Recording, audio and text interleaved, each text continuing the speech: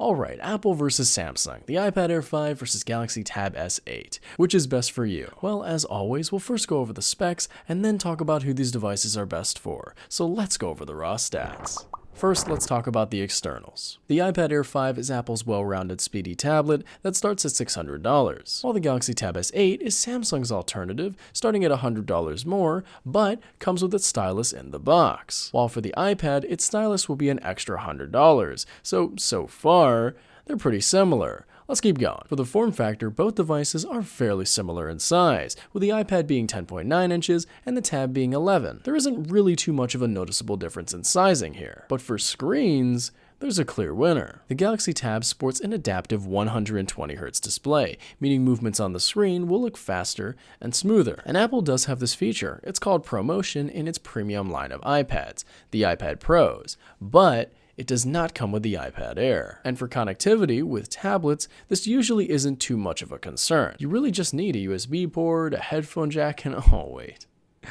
Oh lord. Yeah, neither device comes with a headphone jack. But the Tab does sport a microSD card slot over the iPad Air's just single USB-C, so yeah, it does edge out the Apple tablet. Now for the styluses, like I said, the Tab S8 does come with the S Pen in the box, while the iPad Air is purchased separately. And with that out of the way, both styluses are very effective for any kind of work, so there's no need to worry about either of them. And for the cameras, this is quite the interesting battle. For the front, both devices sport 12 megapixel cameras with center framing features. But for the back, although the iPad Air has a single 12 megapixel camera, the Tab S8 has two lenses, a wide and an ultra wide. So for versatility's sake, the Tab has the slight edge. And so for the external summary, while the iPad Air has a better price, the Tab S8 has a better screen, connectivity, an included stylus, and camera system. Now you might think that this is kind of one-sided, but you wait right here. Let's move on to the internals. For the internal specs, the iPad Air blows the competition out of the water with its M1 chip. Heck, it isn't even much of a competition. The Tab S8 sports the Snapdragon 8 Gen 1, which is a great processor,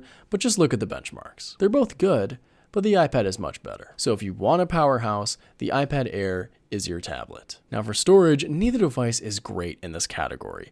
Dare I say even okay. The iPad Air comes with 64 gigabytes, which is not great. And the Tab comes with 128, which is actually fairly acceptable for a tablet, but still a little low in my opinion. For batteries, both devices are very respectable and effective for many users. The iPad Air runs for an average of 10 hours, while the Tab S8 runs for an average of 12. Both are good, but the Tab's a little bit better. And for device protection, each device has its own security features, which are both very effective. And lastly, for the arguably most important feature of both devices, the operating systems. The iPad Air 5 uses iPadOS, while the Tab S8 uses Android, which frankly are both fine operating systems and they do their jobs well. But each has its own quirks, like Samsung DeX with the Tab S8, which turns the tablet into a somewhat laptop. So the winner depends on which operating system you prefer, and that's what my verdict will talk about. More on that in a minute. And for the internal summary, the iPad Air has far faster internal specs,